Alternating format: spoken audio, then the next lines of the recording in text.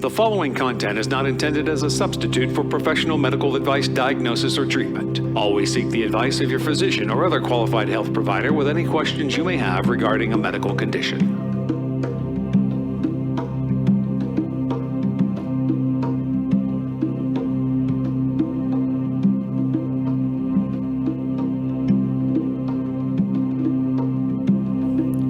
Hello, everyone. My name is Marina Sprocki, and I'm the host of Always Another Way podcast. I have a master's in professional counseling. I'm the IPPY Award-winning author of Stop Looking for a Husband, Find the Love of Your Life, and Nasty Divorce, A Kid's Eye View. I write positive divorce advice for the HuffPost, and I'm trained in clinical hypnosis. And this podcast speaks to out-of-the-box thinkers, and for those who hear the call of hope, and always another way. And if you're very rigid and set in your beliefs, this is probably not your cup of tea. However, you should note, tastes can and do change. And I want to thank everyone who listens to the Always Another Way podcast. I appreciate your subscriptions and your ratings, but just want to remind you, if you haven't already, I would so appreciate if you would go to the podcast app on your phone or iTunes on your computer or your phone. Search for Always Another Way. That's 2 L's and always. Subscribe. And if you want to take the time and rate, I would much appreciate it, because the more ratings we have, the more the podcast moves up the list and the more people that can hear this life-changing information. And today we are a very, very interesting show. And one of the things about Always Another Way, the belief behind it, is that there is always another way to do things. There's not just one way. And sometimes we are trained or conditioned to believe certain things. And, right or wrong as it is, it's just how it is. You go to a doctor and they tell you have something. And I'm not saying doctors aren't knowledgeable, because they are. They've been through a lot of schooling. And I assume that everybody's going on, all the doctors are wanting to do the best for their patients with the knowledge that they have. But that being said, all doctors don't know everything. And sometimes there are things that maybe they didn't read or learn about, or they've been doing something one way and things have changed. So with anything, I think you don't know unless you've experienced it yourself. And I've talked about this before. I had an ear, nose, and throat issue, went to a bunch of different ENTs who had told me it's allergies, I need surgery, and then come to find out it was an ear, nose, and throat dairy allergy, and all I had to do was quit eating dairy. But that was never an option given to me. It was told to me by a friend. And then, of course, I only knew because I did it, felt it in my body. 30 days later, I'm like, wow, I can totally breathe. Imagine that. So anyways, my guest, Patricia Daiker, is a registered nurse and healthcare IT professional with over 30 years of experience in the industry. Her medical background did not help her when she was diagnosed with type 1 diabetes. She's discovered the missing link to diabetes care, and it isn't taught in a doctor's office. Patricia's mission is to change how you think about and deal with diabetes by teaching coping skills, change management strategies, and a deep understanding of the impacts diabetes brings to every aspect of your life. Knowing both sides of the diagnosis makes her a coach that truly knows how to navigate a diabetes life. So welcome to the show, Patricia. Thank you. Thanks for having me. I'm excited to be here. Oh, so I want you to just kind of start with your story. Just like so many people, you're living your life. Yes. And then what happens? So I was 26 years old, so I'd been a nurse for 6 years by that point. I worked at Baylor University Medical Center in Dallas in the ER, so ER nurse working nights, and I was tired. And you have a medical background. Yes, I'm a nurse. So, and I had been doing this for so long. I had all the classic symptoms of diabetes, which are fatigue, you have to go to the bathroom a lot, you're thirsty, and weight loss. Had all of it. Enjoyed the weight loss, by the way. I was not complaining about that. But I was so darn tired, and I really didn't see it in myself. And just through a series of different things, a doctor happened to come in, and he was my physician. I'm like, hey, I'm not feeling great, and so he goes through what's going on in your life. And I'm like, well, I'm working overtime, I'm working nights, I have a new boyfriend, I just bought a house. When I'm not working, I'm going out and having fun, but I'm just really tired. And he's like, okay, well, get some sleep, get some good rest, and, come see me. And that was a journey that started with a diagnosis of type 1 diabetes. So we think I got a virus from a patient, and type 1 is an autoimmune disease. And so your own, your own, Body insulator. what is it? No, your own immunity attacks yourself. Gosh, Okay, I've said that word so many times. It's like your autoimmune system, right? So your own immune system attacks your body, and that's what causes it. So I don't make any insulin. So it was interesting because you would think I knew all about diabetes. I had worked in a medical ICU. I'd worked in the ER. I'd seen patients every day. I knew what caused it. I knew how to treat it. I knew how to drop insulin. I knew how to check blood sugars. I knew all of that. Yeah. Guess what? I didn't want it. Yeah. I didn't want it at all. And everybody expected me just to do well with it. And they're like, oh, you're a nurse. This is going to be so good, right? Like, you can do this. You know the stuff. You just go change your life and do it, right? Yeah. Not so easy. No. And so because of the expectation that I was going to be okay, I just put this face on. Yeah. I got it. I lived alone. I mean, I didn't have really any support. And so I struggled really hard to act like everything was okay. I kind of vacillated between not taking care of it all and then staying at home and doing nothing and just really being miserable. And it was just an emotional struggle, and it impacted every aspect of my life, not just my body and not just blood sugars, which they're all like, they would just look at my numbers and say, why isn't this better? What are you doing? So very antagonistic. And all of a sudden I was on the other side of the triage desk, if you will, because I was usually the one asking the questions. What happened here? You're gathering all this data. Yeah. And so the medical world is predicated upon getting all this information, coming up with, here's what the problem is, and here's what you should do to treat it. Yeah. Right? And somewhere in between knowing what the problem is and treating it, there's a life that you live that may not fit all that stuff. And nobody helps you with that part. Right. So after about 3 years of riding this roller coaster, which was horrible, I was just done. And you're just managing it the way they're telling you to manage it. Just look at your, ish, kind of. I was doing everything. But so the first thing they said is don't work nights. Well, I just bought a house. I was single. I really didn't have the option of just switching jobs, right? It's not that simple. And so I had to figure out how to take insulin some days at night and some days in the morning. And it's the kind, back then it was the sort of insulin where you gave it at one point and it kind of kicked in later. Yeah. So I did it in the evening some days. It was all over the place, just crazy. So it was really hard. I was doing that, but I checked everything. I was very good about writing it all down. I was a good nurse, right? So I documented it and did all the stuff, but I still just I didn't want it. I was just miserable. And I ended up going to a therapist because I'm like, I just have to figure out how to cope with this because I don't know how to cope with it. Right. And it was funny because what I thought was my problem was dealing with diabetes. My problem was I didn't have coping skills. So my coping strategy was avoidance. Yeah. Right. So, I like that one too. Yes, I know. So not there, not dealing with it, don't want to deal with it until it gets so big, right? Yeah. Well, that doesn't get you very far. Right. And so what I needed to learn was how to face difficult things and identify what emotion it was so I could process it. Yeah. So it was interesting because the first time I saw her, I didn't have words for what I was feeling. I literally didn't. And she said, just describe it. Yeah. And I said, okay, all I can think of is when I was a little girl, my brother used to tickle me. Yeah. Past the point where it was funny. Yeah. Right? And you're like, stop, and he's still tickling, and you're like, no, like really stop, I'm done, I've had enough. And that's what I felt like. Yeah. And Uncomfortable. And she said, it's frustration. Ah. It is. I'm frustrated. I don't like this. I feel trapped. So then we got to talk about, but naming it gave me such relief and, okay, I'm frustrated by this. I can accept frustration. It's not this unknown, scary thing. Yeah. Right? And so that was life-changing, just to kind of realize that all this angst and bad feeling had purpose and meaning and a name. And that just opened up so many doors. Yeah. So that was the beginning of it.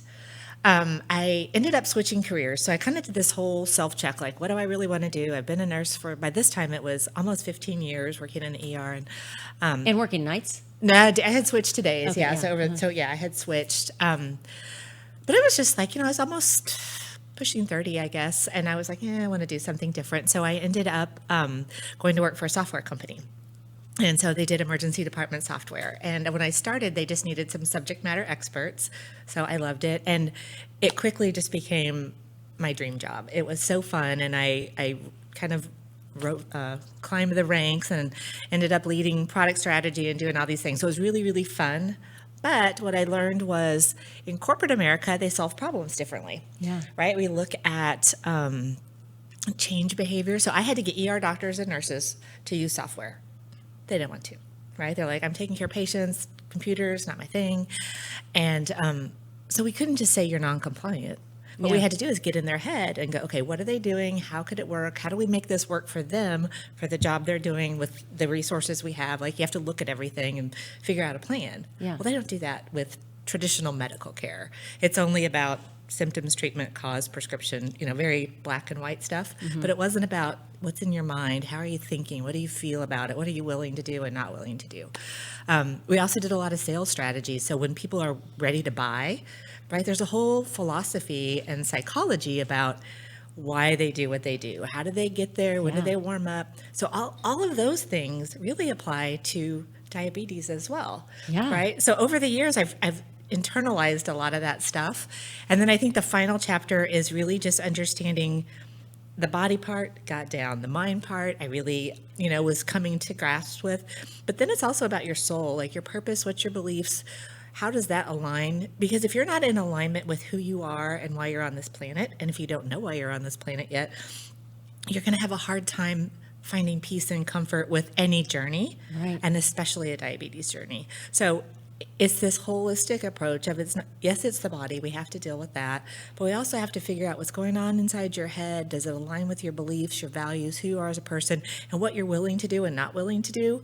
And if you work in that space, you'll come up with strategies, plans, and it's not, I don't come up with it, people come up with it because it's your own. There is no blanket. Nobody's the same, right? And so we have to look at and nobody just starts with diabetes. You start with family, with culture, with influences of peers. There's so many things that make you you, and you can't just pluck out the medical part.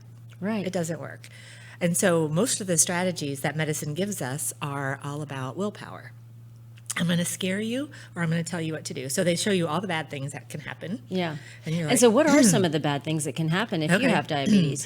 So the complications that occur from diabetes are vascular. So what happens is when there's extra sugar in your blood, it's kind of caustic, if you can imagine that, to the inside lining of blood vessels. And the most so at the smallest little blood vessels. And the smallest little blood vessels are in our kidneys, the back of our eyes, our peripheral circulation, so furthest away from the heart and feet. It could also happen in your heart and your brain. And so those little areas, if they're not getting fed good blood supply, the tissues around them become compromised. So you have eye disease, retinopathy, your retina can detach, kidney disease, which is very, very common because, again, there's so many little micro blood vessels there. You notice bad circulation in people's hands and feet, more specifically feet, because your circulation in your feet have to overcome gravity to get back up. And then any other little blood vessel. And if you think of blood vessels, it's more like a tree. Right, so the big ones that were the trunk of the tree, they're least impacted, but the little tiny ones, if you can imagine every leaf on a tree as a cell, those little ones are the ones that get clogged up.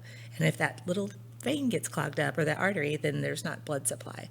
And so that's how diabetes complications develop over time. It's all about your circulation, and high levels of high levels of sugar in your blood can erode and just weaken and damage the blood vessels. Right. Excuse me. And then also, I was just thinking, noticing as you come in there, how many people did you see that were just non-compliant with stuff? Because you don't, it's the thing is, nobody spontaneously combusts. No. With things, and you can't tell, like, oh, wow, it's not getting to this blood vessel here. And even you who knew, because you have this medical background and had that. I still wanted to be included when people ate birthday cake.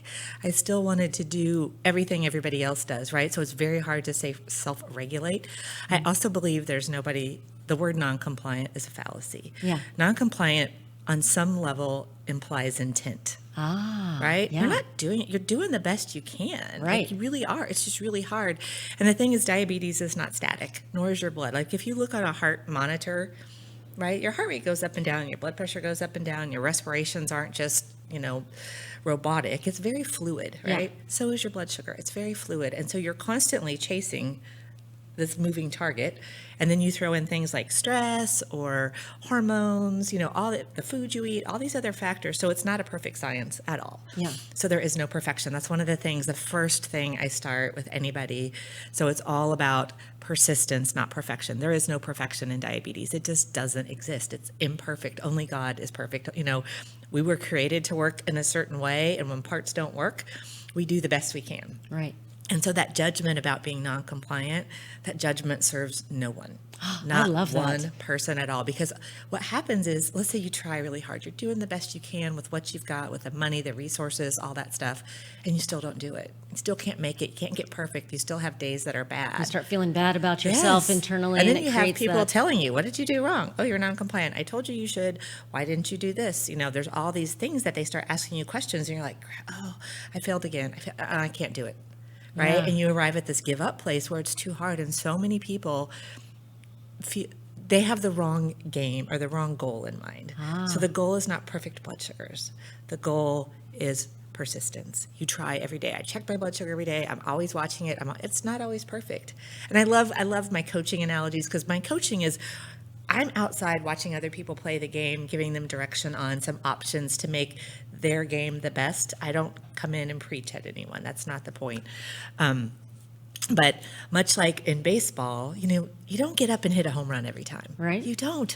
It's really good if you hit it every once in a while, but you always swing, right? When you get up and you swing. And so if the game and the goal is to always swing, you can win every day, because I'm going to play this. And even if it's a foul ball one day, and too many analogies, but you can play that game because you feel good about yourself because you knew you did the best.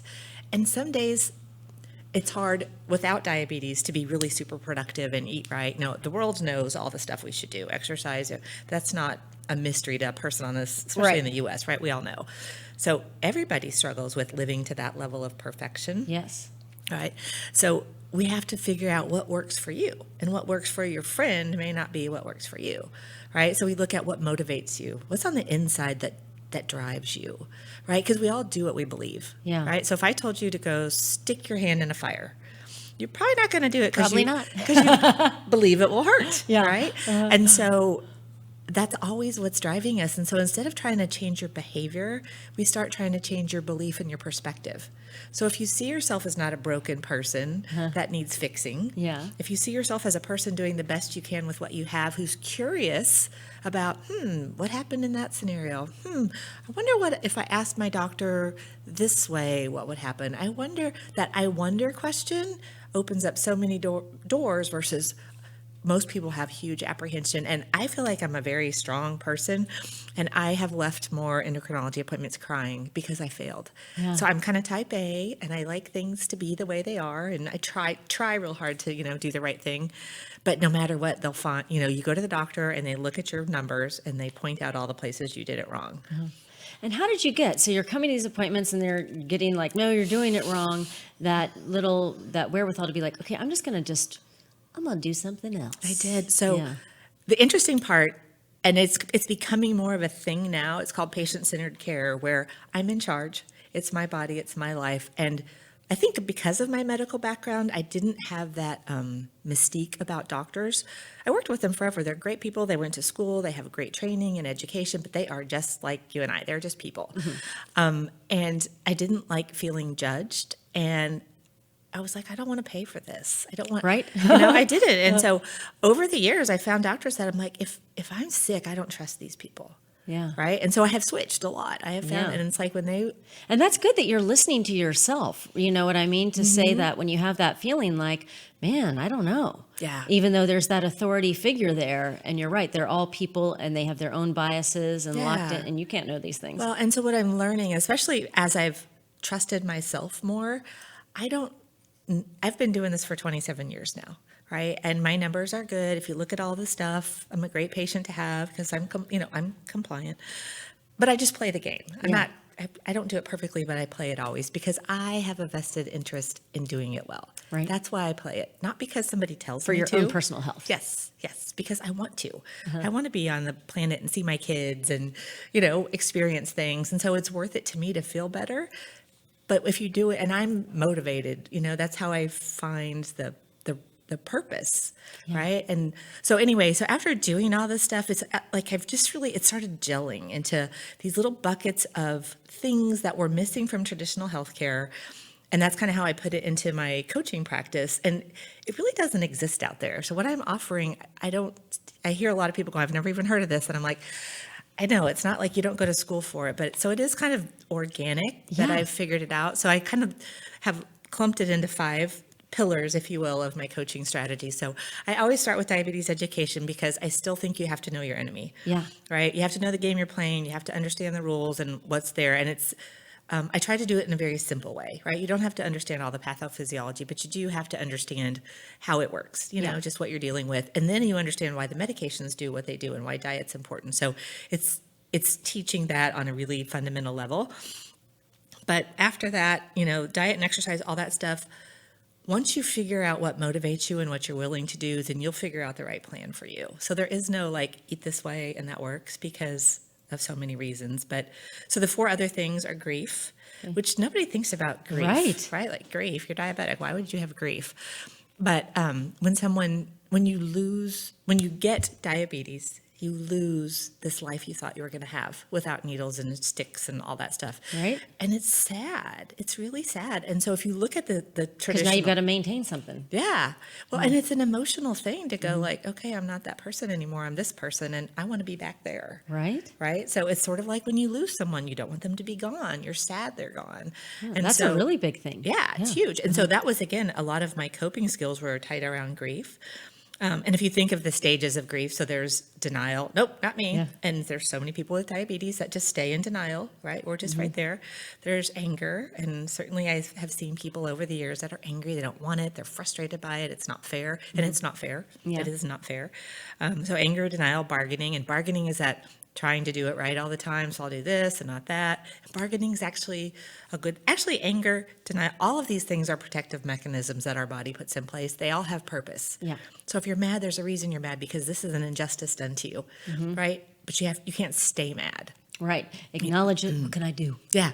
Well, and just name it. So sometimes once you know why you're mad, you're mad because somebody took something from you or somehow, something, the world, whatever it was.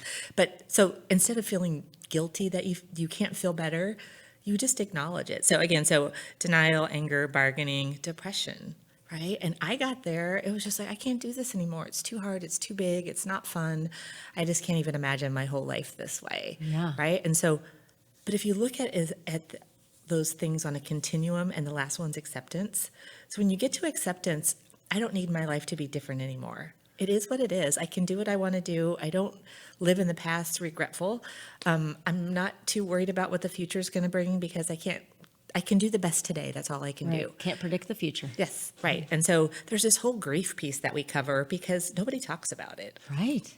And so when you, well, let's say if someone died, right? Yeah. We love them, we hug them, we sit with them when we're uncomfortable, you know, and we support them and we just are real tolerant of their neediness and their brokenness.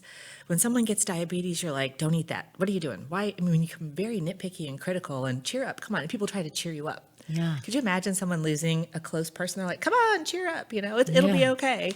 It just invalidates. So there's this whole emotional thing. And half of it's awareness. Once people get, that's why they're so unhappy. It's like, wow, okay, yeah, I am grieving, you know, and then they can go, okay, I really can let go of this. And anyway, we'll work through that, but awareness is half of it. So again, education, grief, motivation, what makes you tick. Some people are very much driven by external accountability, right? So if that's their need, I can be that accountability in a coaching relationship. Some people are very much driven by it's my way or the highway. And then we work on those things, right? So learning how you best get things done and what you respond to, let's use those to help you set some goals. Ownership, this is the one I preach. And I love ownership in corporate America, in medical, anything. I love hiring people who have ownership, that they say, okay, it's my job, I'm going to do it. Unfortunately, the medical society, in many cases, you have this doctor-patient relationship. And for me, I'm a person and I hire an expert and we are on the same page. I'm paying them money for their services. I have a right to ask. I have a right to say, I don't like what you said. I hear you. I have a right to, I have a responsibility to listen. Yeah. But it's my life. I see them 2 or 3 times a year for 15 minutes. You know what I mean? So I have to be the one every day deciding to make my choices, to do my medicine, to do all that stuff. I go see them for access to information, to prescriptions, to lab work, and for their expertise. I love the way you just described that, like how important and truthfully that is to even just know that you are hiring somebody and it's okay to ask questions. Yes, you should. Of people. Yeah, you should. Yeah. You know? Could you imagine? And if maybe you don't even know what to ask, but just say like, I don't know what to ask. What do other people ask in these scenarios? Yes. Could you imagine like hiring someone to do your lawn and then just like not, you know, I mean, you hire somebody that has that and then you go, hey, I have this fungus over here. What is that about? Right? So it's a different, but it's how the system has been played out for so many years. And so it is this dictatorial, you know, you say this. And even in the medical profession, doctors write orders. Do this. It's an order. I'm ordering you, right? Well, that doesn't have choice in it. Right? Orders don't have choice. And if you have no choice, at some point you become resistant. Right? And so self-managed diabetes care, which is what it is, we are out there on our own every day doing everything we need to do. And if it's not on your terms in ways you understand, that you believe in, that you can live with, you're not going to do it. And there's people are so confused why people can't, you know, here, go eat this food. And it's obviously a problem if so many people are having trouble figuring it out. So again, willpower and fear are kind of the 2 main strategies. And so even as a nurse, we were, it's education, diabetes education. I'm going to tell you all these horrible things that can happen. I'm going to tell you how to do X, Y, Z, A, B, C. And I'm not saying those are not important. You absolutely have to know all that. But that's not enough. There's more. There's more because that uses fear. Okay, I don't want to have that, so I better live this way. Well, you know, and I've said this so many times, but even if a bear is chasing you, at some point you stop. Right. Like you run out of fear. Like we can all, you know, people, prisoners of war and things like that. At some point, you cave and you stop, right? You relinquish. And so fear is not a good strategy. Willpower is doing something against what you believe. Hard, right? And so willpower is not going to work either. So if we look at these things that we can do, we got to find ways to own it. When I say I own my diabetes, I'm responsible. I have choices.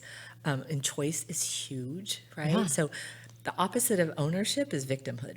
Right? And nobody wants to be a victim. So I can't do it, my doctor said, or somebody said, or somebody else said. Well, I really believe that I get to decide. Everybody else that lives their life gets to decide. And the more that you have those, the more that you realize you have choice. I don't have choice about taking insulin. I guess I do. Like if I didn't take it, I'd die. I could not take it. And that's your choice. That's my choice. Not that I would want to do that. But everything else, I really get to choose. And some days it's just not worth it. You know, there are days where it's like, you know what, I just can't do this today. And you kind of maybe do it less than. As long as you continue, right, as you're doing your best and you don't abandon ship, that's almost the best anybody could ever ask of anyone. I loved it. And when you gave that swing the bat analogy, you just swing and then maybe you miss, but you just took a chance. You keep playing, right? You just don't ignore it. You don't walk away. You check your blood sugars. You try to eat healthy when you can. You try to do the best you can. And if there's places you struggle, you get help. Right? You can ask somebody for help. And again, asking for help is not admission of failure. It could be a curious thing. I love curious. Because curious means, look what's happening with these numbers. Or I eat this thing, then this happens. I wonder what that's all about. I love that. And that opens you up to a new thing. Whereas if you're like, I have to ask a question because I don't know, that's just a bad feeling. Right? Yeah, for sure. So ownership, and the last one is communication. So we as humans are horrible communicators. We have a lot of expectations in our head of what we think everybody should understand about And nobody's psychic enough to read our No, minds. no, especially not your doctor. Yeah. Right? So again, if you have that paying for an expert mentality, you should go to a doctor's office with what you want. Right? So if you just walk in because they told you to come and you just sit there and you go through the motions and then you leave and they're like, oh, they didn't even help me. Well, a little bit's on you, right? Well, that can be very scary. That can be scary. So we can work on communication skills. How do you say what you mean? How do you get the courage? And there are a lot of ways to overcome that. And the other half of communication is listening. So sometimes we see what we want to see the way we want to see it. And so again, be curious of what they're saying. Maybe it's something you can live with, maybe not. But if we can at least listen, because what happens, especially in the doctor's office, is we so want to be heard. We have so much to say. And so you're just waiting for the chance to, so you're never listening, right? Because you can't listen and speak at the same time. So anyway, there's a whole art of communication. How do you tell coworkers about this? How do you tell your boss? How do you tell family and friends, maybe like, I appreciate your nagging? Make me crazy, stop. Right. So again, there's just ways to do it where you cannot get confrontational and you can achieve the outcomes, right? So you want to have a communication with the end goal in mind. And so all of those are skills that I've had to learn that just made the difference. It just made it where it's okay. Yeah. Yes, I have to deal with this. I do. And sometimes, is it horrible? I hate having low blood sugars. It's just not my favorite thing. Don't like it. Don't like it. Probably never will. It happens every once in a while, and I just let it go, because I choose. That's not the definition of me. There's so much more. And so it's just working with people to kind of get them out of this mindset that medicine puts us in. And then they're smart enough. If they're curious about food, I can't tell them to look at labels and make them look at labels. Yeah. But if you start showing them little, and they're like, oh, wow, I didn't know that. Oh, cool. Okay, well, so that changes things. Lectures, hardship, noncompliance, finger wagging. Yeah. And that's the difference. It seems like you made the Yeah. difference between just like existing with something to like actually thriving and getting your life back. Yeah, absolutely. And so there's purpose. Like if you don't, so hard things, and again, I think we all learn this, that you've talked to cancer survivors or different people who have been through a challenge, whatever. You can either be beaten down by it or you can learn from it, right? And so some of these things, I learned a lot of just personal things about myself, right? And so I have purpose on this planet. I'm allowed to be here. I'm allowed to have space. I'm allowed to breathe the air. And yes, I have to deal with all these other things. And is it unfair? Yes. So insulin prices are ridiculous. Yeah. The medical system is complex and confusing. Yes.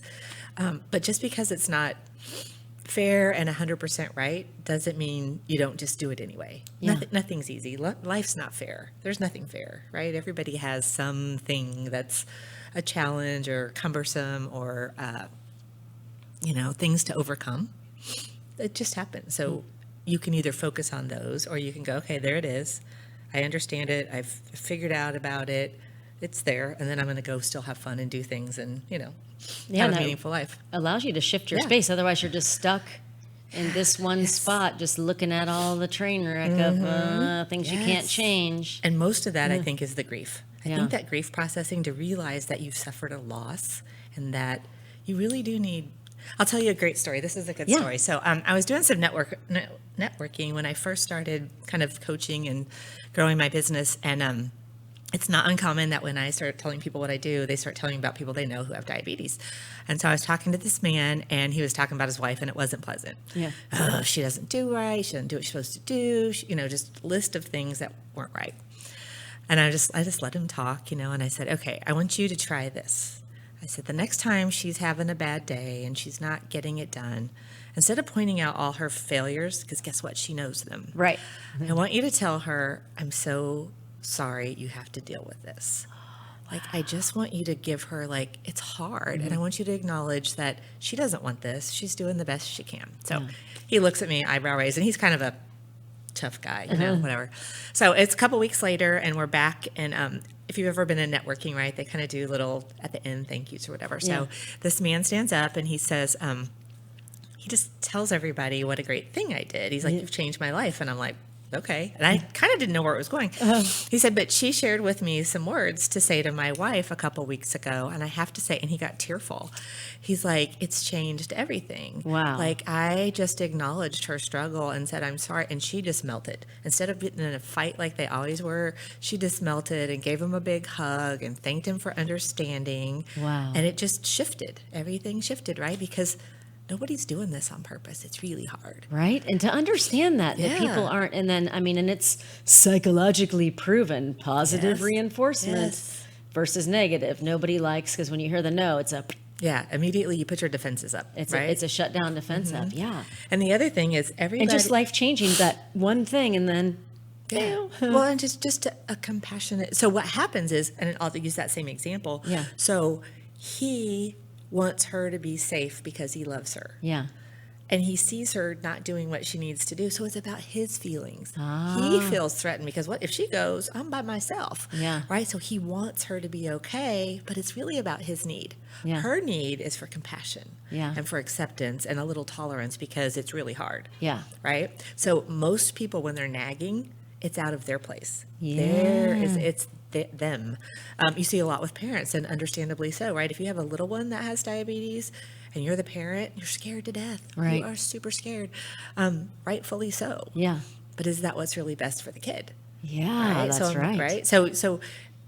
But even that conversation, what you and I just had, that doesn't happen a lot of times. And so people don't realize, they're just like trying to make the kid okay. Yeah. And they don't realize that those behaviors could like really cause more angst of the person. They feel like a number, like they're failing, like they're not doing the stuff. They're making their families all upset. Right. And this emotional baggage just gets really big. Yeah. Crazy, huh? Amazing. Yes, it So is yeah, so amazing. let's talk about what you can do for people. Yeah. Checking our time. We're good. Huh? I said we're good on time. Yeah. Okay. Keep going. Yeah. Yeah. So, what I do, I've got several things in the works. I do coaching one-on-one, so I can do it via Skype or in person. Usually it's about a 3-month engagement of once-a-week meetings. And we go over the basics of things I just covered, but really I do an assessment of them to find out where they're struggling. They tell me, right? And then we just get to know each other and figure out from what they're willing to do. And then I can help them as a coach, do when we have some techniques we can do to help them kind of figure out what they really want if they're not sure. If there are gaps in what they understand, we can find resources, or how to have a doctor visit. We can, depends on what their struggle is. Yeah. If it's with their family, with their friends, coworkers, we can just look at the big picture. And again, I'm outside looking in, but I'm helping them facilitate figuring out what works for them. Yeah. Right. So that's one-on-one. I'm kicking off a group coaching class in a couple weeks. So again, that's on Skype. It's remote. It's Monday nights for an hour and a half. So we get a minimum of 5, maybe up to 7 to 10, just depending on how many sign up. And so a couple benefits there. It decreases the price points. And so it's, a lot less expensive. And you get the collaboration of others. So it's kind of fun to, yeah. oh yeah, I had that one thing. And so not only are we having these concepts, but we add these real world stories into, I had that, here's what I did. Or, when one person has a light bulb, everybody kind of benefits. Yeah, that's right. And then there's relationships established. So it's just a really neat way to do that. And then I've been in studio filming. So my next big endeavor is home coaching. So what I realized is, I don't want people to get to where I had to be when I went to see a counselor. And it took you years to kind of figure all this stuff out. And I was frustrated for a long time, but there weren't any solutions. And so in talking with my target audience and sales and things like that, people want it on their phone. They want to do it in the privacy of their own home. When they want to do it, they don't want to go to a counselor. And a lot of these concepts, you can go deeper with one-on-one, but nobody's talking about it at all. So on just getting this content out there, this is a great first step. So it's a 25-part video series. It covers the 5 pillars of what I do. There's online content, so it's video with some audio and graphics and things like that. And then there's companion activities. So journaling, there might be a movie I want you to watch, a TED Talk, so that you can experience some of these concepts, not only from me talking or showing stuff on screen, but listening to a piece of music that talks about an aspect of grief, or, maybe doing some journaling or some quizzes, or there's just a lot of different things. So it's experiential. Yeah. Right. So here's the content. Then you go make it your own with these coaching tools that help you kind of tease out. And honestly, it's like the 80-20 rule. There's 20% of the stuff that's pretty common that you get the aha moment. You're like, okay, that's me. I get it. And then, what are some strategies to deal with that? So that's coming out probably in the summer. I love that. I know. And so my goal is not only that you can buy it online for individuals, but I'd like, so if anybody out there, I'm looking for a beta partner. I'm looking for a company from about 200 to 1,000 people to partner with to do this, because my end goal, so I've never been in the hospital with diabetes. I'm not a sick person, right? And then also, and it can get worse and worse and worse and worse too. Yeah. You can, it's progressive. Get amputation and all kinds Yeah. of stuff. And so I'll talk about that in one Yeah. second, because that's really like type 2, which I do want to mention, because you don't know what's happening for a longer period of time. And even when you do know it's happening, you don't feel as bad as maybe like with type 1, you make no insulin, so you get sick real fast. Okay. Type 2 is kind of a gradual, it's actually insulin resistance. So you're making a lot of insulin, you just can't use it. So opposite ends of the spectrum, but because you're making a lot, some of it's being utilized. And so you can go a lot longer with a lot of glucose or sugar in your blood doing damage before you realize it. Wow. So that's where a lot of times you'll see a lot of these, especially with type 2, that they've had it for years and never knew. And so those people are working, right? They're out there in the marketplace. They're not in hospitals. Yeah. Right? Most, when they've gotten to that point, it's very, very at the end of the kind of the later stages of the disease process. I want to meet people when they're out there doing what they're doing, they're living. And so those people are working. Yeah. Right. And so if you look at, and I hate to say this, but in sales, you follow the money. Who has a vested interest in a healthy population? Yeah. Not doctors. Right. Hate to say that, but the medical system Well, that's is true. And you can't, don't need business, can't take pills if you're cool. Yeah. And so but there's no benefit for what I do in the medical world. There kind of is, but at this point, it's just a harder sell. Yeah. But if you're an employee or employer, and the statistics show that 1 in 10 people that's working in the workforce has diabetes, type 1, type 2, or prediabetes. So if a tenth of your workforce is dealing with this, they're probably not sleeping well at night. They're probably a little bit less focused at work, especially if they're not really doing everything real well. So there is a productivity and financial benefit for you having a healthier workforce. Right. And everything I'm telling you about diabetes works just the same for irritable bowel syndrome, and Crohn's, all these other things where you have a chronic illness. So Yes. diabetes is my sweet spot, right? But everything I'm saying works with any chronic illness. My brother, he was in a car accident and he's got some chronic issues. And so we talk all the time. He's like, that's the same for me too. So you've had something that changes your life. You have to figure it out, but you have to do it for you, right? Yeah. And if you don't internalize it and really just make it work in a way that you're comfortable with and that you believe in. Once you believe in it, it's easy. Right. Because you're not fighting against yourself. Right? Absolutely. So anyway, so my goal is to meet with HR professionals and make these programs available through corporate America, because I think that's really where people are all the time. We're working Absolutely. It's And not also the cost of getting a new employee once you've already got somewhere, they know Yeah. it. I mean, there's a whole bunch of yeah.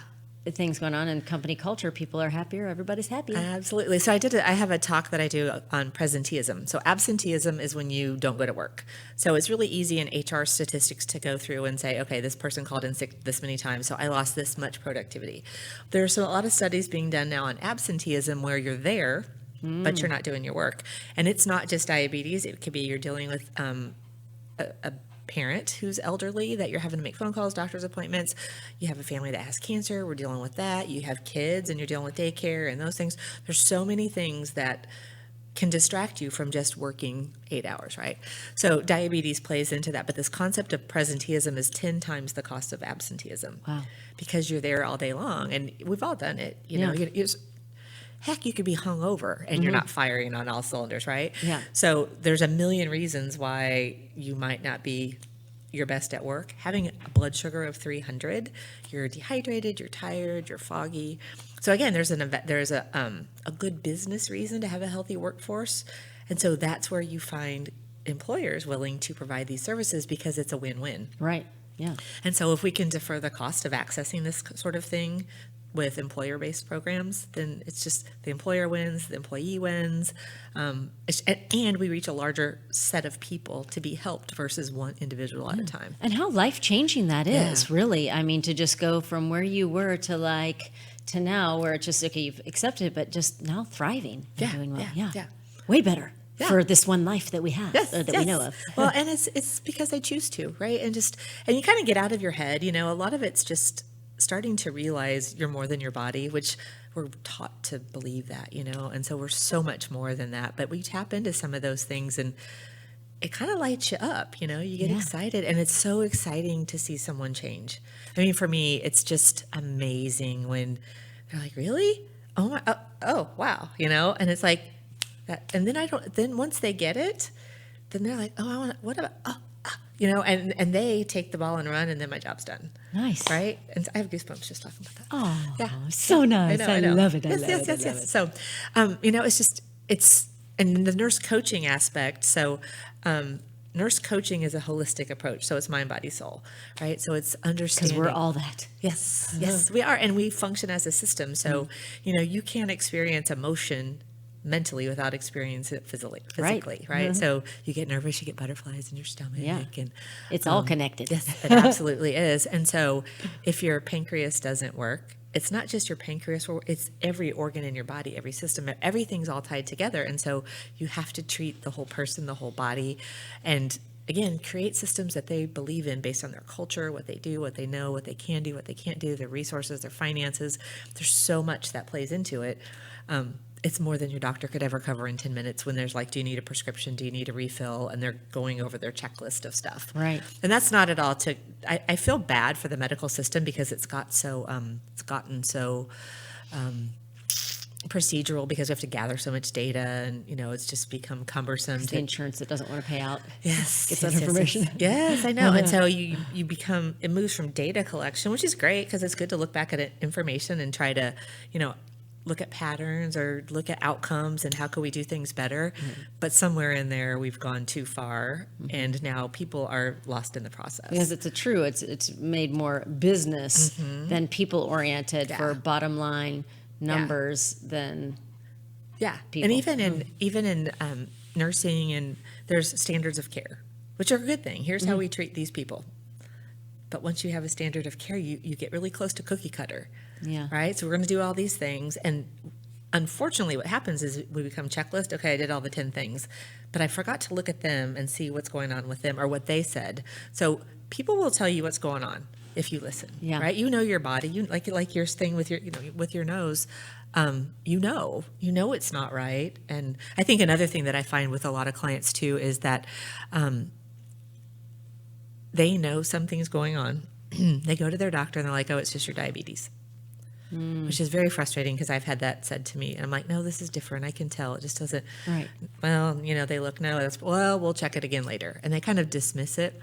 So I'll give you some free advice to anyone listening the question is, if I didn't have diabetes, what would you think might be the possible thing then? I'm curious. If I didn't have diabetes, what could it be? Ooh, love that. Right. So then it gives the doctor permission to, he doesn't lose face. Think outside the box. Think outside the box. But you also are not contradicting him or creating a conflict. Yeah. It's just curious. I'm curious. If I didn't have this, what could it be? Well, then all of a sudden it opens the door again.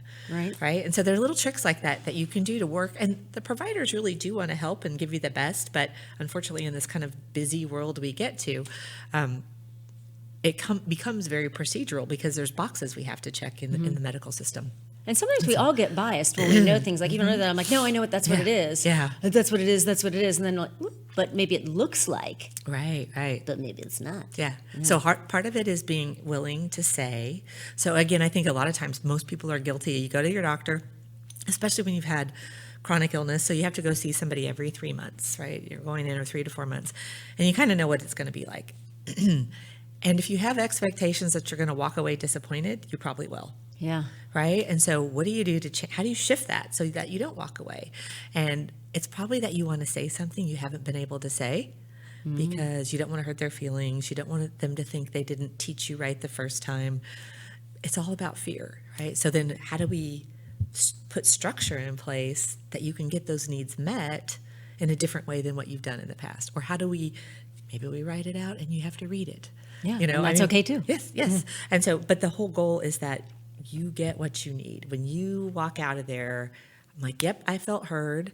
Yep, I heard the information. Maybe I can or can't do it. But if you say nothing, the doctor thinks, okay, they got it. Right. Right. So, and you're taking your power back of being able to ask that. Yeah. But to give the doctors and nurses some credit, if you don't tell them, if they say, here's what you got to do, and you go, okay. Yeah, they're not psychic. Yeah. And then you agree with them and walk out the door and go, oh, I can never do that. Yeah. They saw you smile and they're like, patient got it. Yes. Good job. Well, and I think the other thing, and one of my webinars that I did not too long ago, we talked a little bit about this, where medicine doesn't start with the most difficult thing first. Right? You start at the least intrusive, least risky procedure. Right? So if we can figure out what's going on with you by listening to your lungs, we're going to do that. If we need an x-ray, we'll do that. If we need a CT scan, but sometimes you have to go through the basics, right? And so what happens a lot of times is they go someplace and they didn't figure it out. And then they go someplace else and we keep starting over at level 1. So and again, we talk about communication as a tool that I use. Our medical culture is predicated on communication. Doctor comes in, he asks you questions, you give information, he gives information. It's this exchange back and forth. And if you don't do that exchange well, then things are missed, right? And so there's an onus on the patient to tell them, I can't do that. Yeah. I fast on Fridays. What am I going to do on that day? Or my family does this big event on X. So those days, how do I do that? Yeah. If you don't ask that, they're going to go over the basics. Yeah. Right. But if you have specific examples, not this is too hard, I can't do it. So that's really hard to help you through. But if there's things that that are challenges, have the courage to say, I don't know how to do this. This doesn't work. You told me I have to do X, Y, and Z. I'm a vegetarian, I eat a lot of carbs. How are we going to handle that? Right. Right. So what do I do? How do I get around that? But again, it's a two-way communication. It's communication.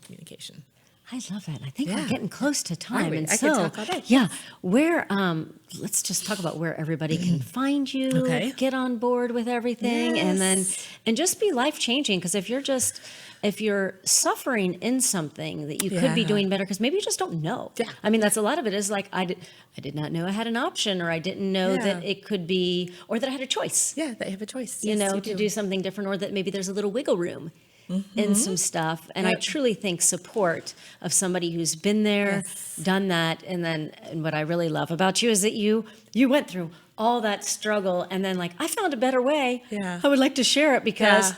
here's where I am and it's so good. Yes, absolutely. So my website is called dealingwithyourdiabetes.com, emphasis on your, so it's yours. You And we'll own put it in the show notes too. Okay. But go ahead. And I'm on Facebook at, what's my Facebook? Dealing with Your Diabetes at Dealing with Your Diabetes, on Twitter at The Diabetes Deal, Instagram, LinkedIn. It's all on my website there. The other cool thing I do, so if you like what I'm talking about, subscribe on my website. So Mondays I do a blog, which is usually along one of my 5 themes. Tuesdays, it's Newsy Tuesday. So I try to find something of interest in the media, research, something going on, and give you my perspective on it. Wednesday is Diabetes Stories. So it's either a story from my life or from a client or something I find on the web. The one this week is about a lady who she was hiking in the desert and her pump came undone. Oh my. And she was so it was a very interesting story. So that's Wednesday. Thursday, I do a live. So, and I rebroadcast it and send it back out. But it's just me giving some advice, something that's happened, some topic, something to talk about, think about. And Fridays are a little inspiration. So you could subscribe to any or all of those. You can sign up for my spring group coaching. So that takes place, it starts May 13th, Monday evenings, I think 7 to 8:30. And what else do we have going on? I also have a book out there. So it's a little... Nice. So the name of my company is Dragonfly Lights, which is another long story, but very briefly, when I was trying to do some branding and figuring out what I wanted to do with this thing I had, you can read this story on the website, but God gifted me with this dragonfly. And when I Googled what do dragonflies mean, it was all about transformation, personal growth, spiritual awakenings, things like that. And that weekend there was an eclipse. And so at church, they were talking about light as a metaphor for God, for change. You turn the lights on, you see things you hadn't seen. And obviously light makes you grow. Yeah. Right. So my company is Dragonfly Lights because of that. Dealing with Your Diabetes are my programs. There you go. Nice. Yay, look at you.